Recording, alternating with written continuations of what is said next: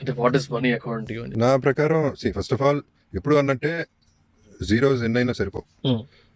1 0 0 మళ్ళీ 0 మళ్ళీ 0 ఇక సున్నాలు వెళ్తా ఉంటాయి. ఈ 1 ఉండదు ఎప్పుడు, ఒట్టి సున్నాలు మిగులుతాయి. Right. ఈ ఎన్ని సున్నాలు కావాలి?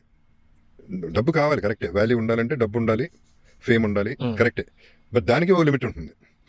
అక్కడ ధనవంతుడికి ఐశ్వర్యవంతుడికి తేడా. ధనవంతుడు అంటే ఎన్నో కోట్లు ఉండొచ్చు, Right. కానీ easy satisfied, easy happy? What is the level of satisfaction is getting? Easy able to spend his money? లేకపోతే ఉంచేసి పైకి పోతున్నాడా? సంపాదించినంత దేనికి పరిగెట్టాడు? చాలా మంది ధనవంతులు ఉంటారు.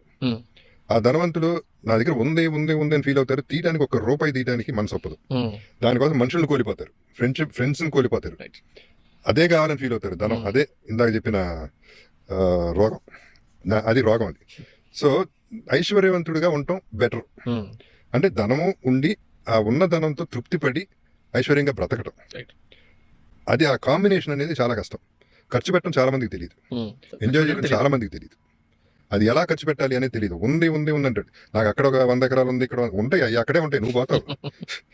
వాటి గురించి ఫీల్ అయిపోతావు, తినడానికి కూడా ఆలోచిస్తావు. ఏమన్నా లగ్జరీ చిన్న హాలిడేకి వెళ్దామంటే అమ్మో అవసరమా, డబ్బులు అయిపోతాయి. ఏంటి అయిపోయేది? నువ్వు అయిపోతావు. Right. డబ్బు అయిపోతుందని కంగారు పడతావు, నువ్వు అయిపోతావు ఫస్ట్. సో ఇది దానికి ఒక లిమిట్, దానికి కూడా ఒక లిమిట్ ఉంటుంది, లేకపోతే అది కూడా రోగం అయిపోతుంది. Right. That is what I feel. ఇప్పుడు